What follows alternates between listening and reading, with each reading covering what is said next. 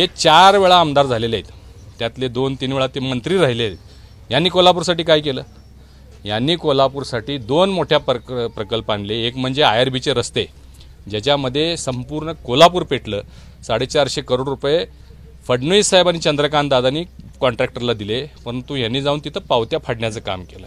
दुसरी ही थेट पाईपलाईन, ही सुद्धा 450 कोटीची, अद्याप पूर्ण नाही. ज्यावेळी पूर्ण होईल त्यावेळी त्याचं पाण्याचं बिल एक आहे, ते सुद्धा एक मोठ्या प्रमाणात कोल्हापूरकरांच्या डोक्यावर त्याचा बोजा वाढणार आहे. म्हणजे असे 2 प्रकल्प आणले ज्यातून कोल्हापूर खड्ड्यातच जाईल. विकासाच्या बाबतीत यांची कुठलीही दूरदृष्टी नसते. दुसऱ्यांनी केलेल्या कामाचं श्रेय घेण्यामध्ये हे पटाईत आहेत. आणि म्हणून 20 वर्षात त्यांनी काय केलं हेही लोकांना सांगावं.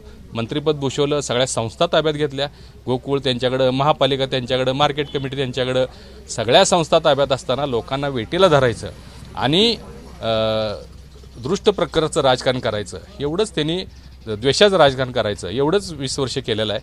हे आता कोल्हापूरच्या सगळ्या नागरिकांना कळालेलं आहे. आता त्यांच्या टॅगलाईन इथं कामाला येणार नाहीत. लोकांनी आता ठरवलंय त्यांचा कार्यक्रम करायचा, तो या निवडणुकीमध्ये आपल्याला दिसेल. ABP माझा, उघडा डोळे बघा नीट.